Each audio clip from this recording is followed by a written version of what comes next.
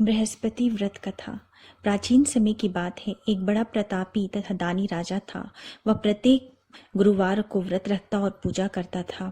यह उसकी रानी को अच्छा नहीं लगता था। न ही वो व्रत रखती और न ही किसी को एक पैसा दान देती। राजा को भी ऐसा करने से मना करती थी। एक समय की बात है कि राजा शिकार खेलने के लिए वन में चले गए। घर पर रानी और दासी अकेली थी। उस समय गुरु बृहस्पति साधु का रूप धारण कर राजा के दरवाजे पे भिक्षा मांगने आए। साधु ने रानी से भिक्षा मांगी तो वह कहने लगी, हे साधु महाराज, मैं इस दान और पुण्य से तंग आ चुकी हूँ। आप कोई ऐसा उपाय बताइए जिससे ये सारा धन नष्ट हो जाए और मैं आराम से रह सकूं। साधु रूपी बृहस्पति देव ने कहा, हे देवी, तुम बड़ी विचित्र हो। संतान और धन के लिए भी कोई दुखी होता है। अगर तुम्हारे पास धन अधिक है तो उसे शुभ कार्यों में लगाओ जिससे तुम्हारे दोनों लोग सुधरे। परंतु साधु की यह बात रानी को खुश नहीं कर पाई। उसने कहा, मुझे ऐसे धन की आवश्यकता नहीं जिसे मैं दान दे सकूं, जिसको संभालने में मेरा सारा समय नष्ट हो जाए। साधु ने कहा, यदि तुम्हारी यही इच्छा है तो जैसा मैं कहता हूँ वैसा करना। बृहस्पति के दिन तुम घर को गोबर से लीपना, अपने केशों को पीली मिट्टी से धोना, केशों को धोते समय स्नान करना, राजा से भी हजामत बनाने को कहना, भोजन में मांस मदिरा खाना, कपड़ा धोबी को धुलने के लिए देना। इस प्रकार 7 बृहस्पतिवार करने से तुम्हारा समस्त धन नष्ट हो जाएगा। इतना कहकर साधु बने बृहस्पति देव अंतर्ध्यान हो गए। साधु के कहे अनुसार करते हुए अभी रानी को 3 ही बृहस्पतिवार बीते थे कि उसकी समस्त संपत्ति नष्ट हो गई। भोजन के लिए परिवार तरसने लगा। एक दिन राजा रानी से बोले, हे रानी, तुम यहीं रहो, मैं दूसरे देश को जाता हूँ, क्योंकि यहाँ मुझे सभी जानते हैं, इसलिए मैं कोई छोटा काम नहीं कर सकता। ऐसा कहकर राजा परदेश चला गया। वहां वह जंगल से लकड़ी काट कर लाता और शहर में बेचता। इस तरह वह अपना जीवन व्यतीत करने लगा। इधर राजा के बिना रानी और दासी दुखी रहने लगी। एक समय जब रानी और दासी को 7 दिनों तक बिना भोजन के रहना पड़ा, तब रानी ने अपनी दासी से कहा, हे दासी, पास ही के नगर में मेरी बहन रहती है, वह बड़ी धनवान है, तो उसके पास जा और कुछ खाने को ले आ, जिससे हमारा थोड़े दिन तक गुजर बसर हो सके। दासी रानी के बहन के पास गई। उस दिन बृहस्पतिवार था। रानी की बहन उस समय बृहस्पतिवार की कथा सुन रही थी। दासी ने रानी की बहन को अपनी रानी का संदेश दिया, लेकिन रानी की बहन ने उससे कोई उत्तर नहीं दिया। जब रानी की बहन से कोई उत्तर नहीं मिला तो वह बहुत दुखी हुई। उसे क्रोध भी आया। दासी ने वापस आकर रानी को सारी बात सुना डाली। सुनकर रानी ने अपने भाग्य को कोसा। उधर रानी की बहन ने सोचा कि मेरी बहन की दासी आई थी, परंतु मैं उसे कोई उत्तर नहीं दे पाई, उससे वह बहुत दुखी हुई होगी। कथा सुनकर और पूजा समाप्त कर वह अपनी बहन के घर गई और कहने लगी, हे बहन, मैं बृहस्पतिवार का व्रत कर रही थी। तुम्हारी दासी गई थी, परंतु जब तक कथा सुनते हैं तब तक न उठते हैं और न ही बोलते हैं, इसलिए मैं नहीं बोली। कहो दासी क्यों गई थी? रानी बोली, बहन, हमारे घर अनाज नहीं था। ऐसा कहते कहते रानी की आंखें भर आई। उसने दासी समेत भूखे रहने की बात भी अपनी बहन को विस्तार पूर्वक कह सुनाई। रानी की बहन बोली, बहन देखो, बृहस्पति देव भगवान सबकी मनोकामना पूर्ण करते हैं। देखो, शायद तुम्हारे घर में अनाज रखा हो। यह सुनकर दासी घर के अंदर गई तो वहां उसे एक घड़ा अनाज से भरा हुआ मिला। उसे बड़ी हैरानी हुई। उसने एक एक बर्तन देख लिया था। उसने बाहर आकर रानी को बताया। दासी रानी से कहने लगी, हे रानी, जब आपको भोजन नहीं मिलता तो हम व्रत ही करते हैं, इसलिए क्यों न इनसे व्रत की कथा की विधि पूछ ली जाए, हम भी व्रत किया करेंगे। दासी के कहने पर रानी ने अपनी बहन से बृहस्पतिवार के व्रत की कथा की विधि पूछी और उसकी बहन ने बताया, बृहस्पतिवार के व्रत में चने की दाल और मुनक्का से विष्णु भगवान का केले के जड़ में पूजन करें, एक दीपक जलाएं, पीला भोजन करें तथा कथा सुने। इससे गुरु भगवान प्रसन्न होते हैं, मनोकामना पूर्ण करते हैं। व्रत और पूजन की विधि बताकर रानी की बहन अपने घर को लौट आई। रानी और दासी दोनों ने निश्चय किया कि बृहस्पति देव भगवान का पूजन जरूर करेंगे। 7 रोज बाद जब बृहस्पतिवार आया तो उन्होंने व्रत रखा। घुड़साल से जाकर चना और गुड़ बिन कर लाई तथा उसकी दाल से केले के जड़ तथा विष्णु भगवान का पूजन किया। अब पीला भोजन कहाँ से आए? दोनों बड़ी दुखी हुई, परंतु उन्होंने व्रत किया था, इसलिए बृहस्पति देव भगवान प्रसन्न थे। एक साधारण व्यक्ति के रूप में वे 2 थाल में सुंदर पीला भोजन लेकर आए और दासी को देकर बोले, हे दासी, यह भोजन तुम्हारे लिए और तुम्हारी रानी के लिए है, इससे तुम दोनों ग्रहण करना। दासी भोजन पाकर बहुत प्रसन्न हुई। उसने रानी को सारी बात बताई। उसके बाद वे दोनों प्रत्येक बृहस्पतिवार को गुरु भगवान का व्रत करने और पूजन करने लगी। बृहस्पति भगवान की कृपा से उनके पास धन आ गया। परंतु रानी फिर पहले की तरह आलस्य करने लगी। तब दासी बोली, देखो रानी, तुम पहले भी इस प्रकार आलस्य करती थी। तुम्हें धन रखने में कष्ट होता था, इस कारण सभी धन नष्ट हो गया। अब गुरु भगवान की कृपा से धन मिला है तो फिर तुम्हें आलस्य हो गया है। बड़ी मुसीबतों के बाद हमने यह धन पाया है, इसलिए हमें दान पुण्य करना चाहिए। अब तुम भूखे मनुष्यों को भोजन कराओ, प्याऊ लगवाओ, ब्राह्मणों को दान दो, कुआं, तालाब, बावड़ी आदि का निर्माण कराओ, मंदिर, पाठशाला आदि बनवाओ, कुंवारी कन्याओं का विवाह कराओ, अर्थात धन को शुभ कार्यों में खर्च करो, जिससे तुम्हारे कुल का यश बढ़े तथा स्वर्ग प्राप्त हो और पितर प्रसन्न हो। दासी की बात सुनकर रानी शुभ कार्य करने लगी, उसका यश फैलने लगा। एक दिन रानी और दासी आपस में विचार करने लगी कि न जाने राजा किस दशा में होंगे। उनकी कोई खोज खबर भी नहीं मिली। उन्होंने श्रद्धापूर्वक गुरु बृहस्पति भगवान की प्रार्थना की कि राजा जहाँ कहीं भी हो शीघ्र वापस आ जाएं। उधर राजा परदेश में बहुत दुखी रहने लगा। वह प्रतिदिन जंगल से लकड़ी बिनकर लाता और उसे शहर में बेचकर अपने दुखी जीवन को बड़ी कठिनता से व्यतीत करने लगा। एक दिन दुखी होकर उसने पुरानी बातें याद करने लगा और रोने लगा और उदास हो गया। उस समय राजा के पास बृहस्पति देव साधु का वेश में आकर बोले, हे लकड़हारे, तुम इस सुनसान जंगल में किस चिंता में बैठे हो, मुझे बताओ। यह सुनकर राजा के नेत्रों में जल भर आया। साधु की वंदना कर राजा ने अपनी संपूर्ण कहानी कह सुनाई। महात्मा दयालु होते हैं। वे राजा से बोले, हे राजन, तुम्हारी पत्नी ने बृहस्पति देव के प्रति अपराध किया था, इसी कारण तुम्हारी यह दशा हुई है। अब तुम चिंता मत करो, भगवान तुम्हें पहले से अधिक धन देंगे। देखो, तुम्हारी पत्नी ने बृहस्पतिवार का व्रत प्रारंभ कर दिया है। अब तुम भी बृहस्पतिवार का व्रत करके चने के दाल व गुड़ जल के लोटे में डालकर केले के पेड़ की पूजन करो। फिर कथा सुनो और या कहो, भगवान तुम्हारी सब मनोकामनाओं को पूर्ण कर देंगे। साधु की बात सुनकर राजा बोले, हे प्रभु, लकड़ी बेचकर तो इतना पैसा नहीं बचता जिससे भोजन के उपरांत कुछ बचा सकूं। मैंने रात्रि में अपनी रानी को व्याकुल देखा है।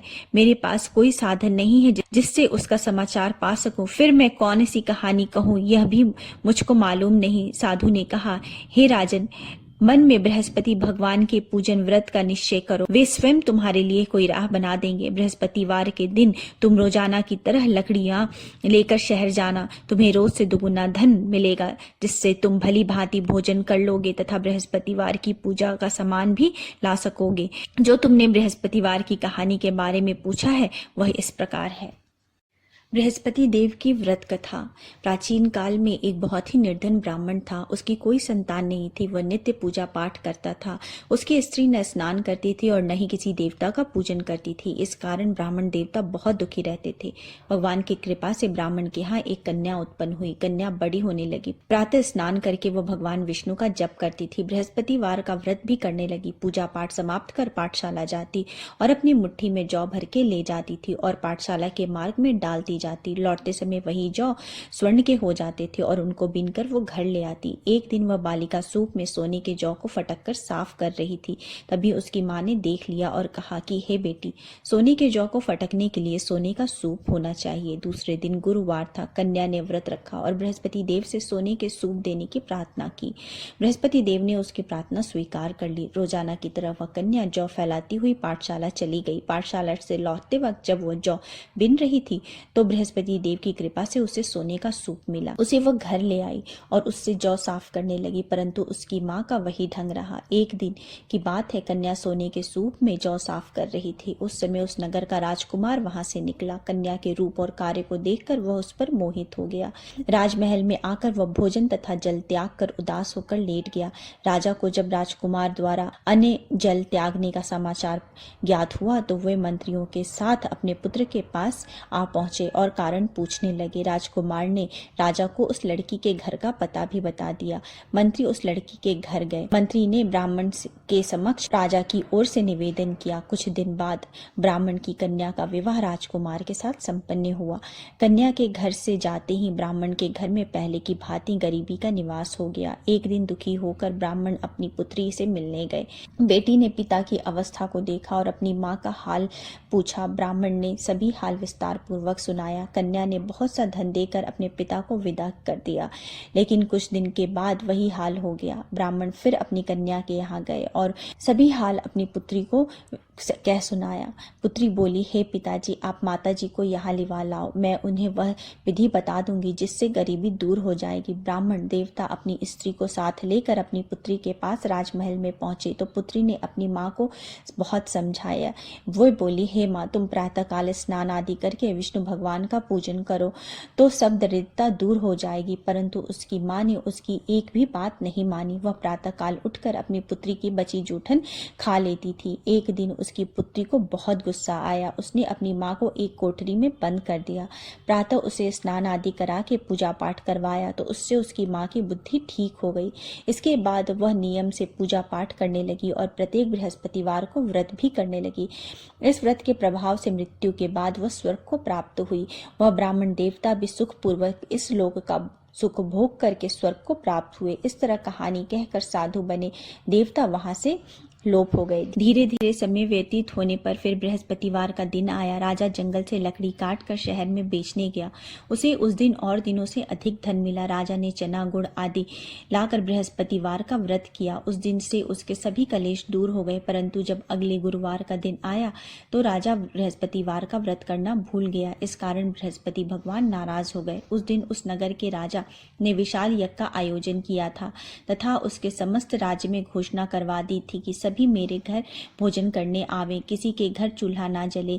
इस आज्ञा को जो न मानेगा उसको फांसी दे दी जाएगी। राजा की आज्ञा अनुसार राज्य के सभी लोग राजा के घर भोजन में सम्मिलित होने के लिए चले गए, लेकिन लकड़हारा कुछ देर से पहुंचा, इसलिए राजा उसको अपने साथ महल ले गए। जब राजा लकड़हारे को भोजन करा रहे थे तो रानी की दृष्टि उस खूंटी पर पड़ी जहां पर उसका हार लटका हुआ था। उसे हार खूंटी पर लटका हुआ दिखाई नहीं दिया। रानी को निश्चय हो गया कि मेरा यह हार लकड़हारे ने चुराया है। उसी समय सैनिक बुलवाकर उसको जेल में डलवा दिया। लकड़हारा जेल में विचार करने लगा कि न जाने कौन से पूर्व जन्म के कर्म से मुझे यह दुख प्राप्त हुआ है, और जंगल में मिले साधु को याद करने लगा। तत्काल बृहस्पति देव साधु के रूप में प्रकट हो गए और कहने लगे, अरे मूर्ख, तूने बृहस्पति देवता की कथा नहीं की, इसी कारण तुझे यह दुख प्राप्त हुआ है। अब चिंता मत कर, बृहस्पतिवार के दिन जेल खाने के दरवाजे पर तुझे 4 पैसे पड़े मिलेंगे। उससे तू बृहस्पतिवार की पूजा करना, तेरे सभी कष्ट दूर हो जाएंगे। अगले बृहस्पतिवार को उसे जेल के दरवाजे पर 4 पैसे पड़े मिले। राजा ने पूजा का सामान मंगवा कर कथा कही और प्रसाद बांटा। उसी रात्रि में बृहस्पति देव ने उस नगर के राजा को स्वप्न में कहा, हे राजा, तूने जिसे जेल में बंद किया है उसे कल छोड़ देना, वह निर्दोष है। राजा प्रातःकाल उठा और खूंटी पर हार टंगा देखकर लकड़हारे को बुलाकर क्षमा मांगी तथा राजा के योग्य सुंदर वस्त्र आभूषण भेंट कर उसे विदा किया। गुरुदेव की आज्ञा अनुसार राजा अपने नगर को चला गया। राजा जब नगर के निकट पहुंचा तो उसे बड़ा ही आश्चर्य हुआ। नगर में पहले से अधिक बाग, तालाब और कुएं तथा बहुत सी धर्मशालाएं, मंदिर आदि बने हुए थे। राजा ने पूछा कि यह किसका बाग और धर्मशाला है। तब नगर के सब लोग कहने लगे, यह सब रानी और दासी द्वारा बनवाया गया है। राजा को आश्चर्य हुआ और गुस्सा भी आया कि उसकी अनुपस्थिति में रानी के पास इतना धन कहाँ से आया।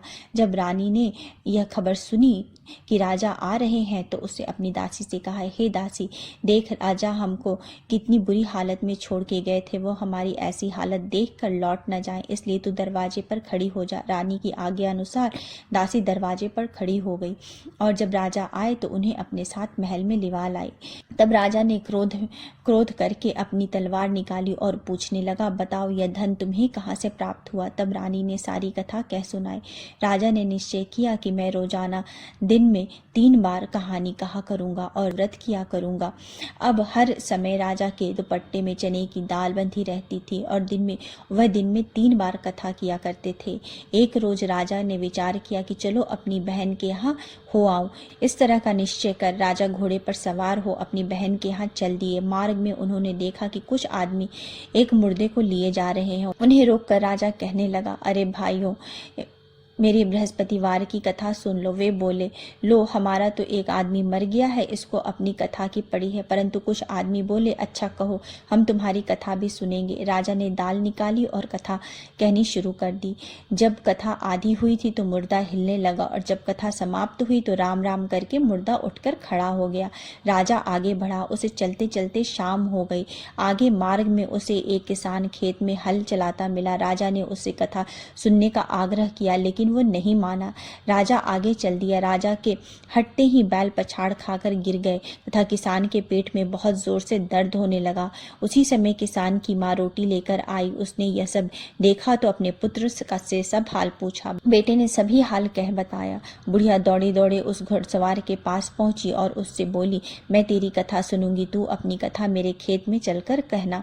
राजा ने लौटकर बुढ़िया के खेत में जाकर कथा कही, जिससे सुनते ही बैल खड़े हो गए तथा किसान के पेट का दर्द भी बंद हो गया। राजा अपनी बहन के घर पहुंचा। बहन ने भाई की खूब मेहमानदारी की।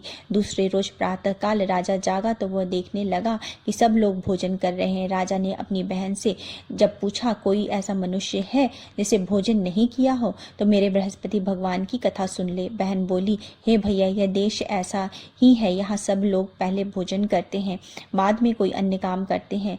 फिर वह एक कुम्हार के घर गई जिसका लड़का बीमार था। उससे मालूम हुआ कि उसके यहाँ 3 दिन से किसी ने भी भोजन नहीं किया है। रानी ने अपने भाई की कथा सुनने के लिए कुम्हार को कहा। वह तैयार हो गया। राजा ने जाकर बृहस्पतिवार की कथा कही, जिससे सुनकर उसका लड़का ठीक हो गया। अब तो राजा की प्रशंसा होने लगी। एक दिन राजा ने अपनी बहन से कहा, हे बहन, मैं अब अपने घर को जाऊंगा, तुम भी तैयार हो जाओ। राजा की बहन ने अपनी सास से अपने भाई के घर जाने की आज्ञा मांगी। सास बोली, हाँ चली जा, मगर अपने लड़के को मत ले जाना, क्योंकि तेरा भाई के कोई संतान नहीं है। बहन ने अपने भाई से कहा, हे भैया, मैं तो चलूंगी, परंतु बालक नहीं जाएगा। अपने बहन को भी छोड़कर दुखी मन से राजा अपने नगर को वापस लौट आया। राजा ने अपनी रानी से सारी कथा कह सुनाई। बिना भोजन किए वह शैया पर लेट गया। रानी बोली, हे प्रभु, बृहस्पति देव ने हमें सब कुछ दिया है, वे हमें संतान भी अवश्य देंगे। उसी रात बृहस्पति देव ने राजा को स्वप्न में कहा, हे राजा, उठ, सभी सोच त्याग दे, तेरी रानी गर्भवती है। राजा ने यह जानकर बड़ी खुशी हुई। 9वें महीने रानी के गर्भ से एक सुंदर पुत्र पैदा हुआ। तब राजा ने बोला, हे रानी, स्त्री बिना भोजन के रह सकती है, परंतु बिना कहे नहीं रह सकती। जब मेरी बहन आए तो तुम उससे कुछ मत कहना। रानी ने हाँ कर दी। जब राजा की बहन ने यह शुभ समाचार सुना तो वह बहुत खुश हुई और विदाई देने के लिए भाई के यहाँ आई। रानी ने तब उसे आने का उलाहना दिया। जब भाई आपके साथ ला रहे थे तब टाल गई, उनके साथ न आई और आज अपने आप ही भागी भागी बिना बुलाए आ गई। तो राजा की बहन बोली, भाई, मैं इस प्रकार न कहती तो तुम्हारे घर औलाद कैसे होती। बृहस्पति देव सभी कामनाओं को पूर्ण करते हैं। जो सद्भावना पूर्वक बृहस्पतिवार का व्रत करता है एवं कथा पढ़ता है तथा सुनता है और दूसरों को सुनाता है, बृहस्पति देव उसकी सभी मनोकामनाओं को पूर्ण करते हैं, उसकी सदैव रक्षा करते हैं। जो संसार में सद्भावना से गुरुदेव का पूजन करते हैं एवं व्रत सच्चे हृदय से करते हैं, उनकी सभी मनोकामनाएं वैसे ही पूर्ण होती है। जैसे सच्ची भावना से रानी और राजा ने बृहस्पतिवार की कथा का गुणगान किया तो उनकी सभी मनोकामनाएं बृहस्पति देव ने पूर्ण की। अनजाने में भी बृहस्पति देव की अपेक्षा ना करें, ऐसा करने से सुख शांति नष्ट हो जाती है। इसलिए सबको कथा सुनने के बाद प्रसाद लेकर जाना चाहिए। हृदय में उनका मनन करते हुए जयकारा बोलना चाहिए। बोलो श्री बृहस्पति भगवान की जय। बोलो श्री विष्णु भगवान की जय।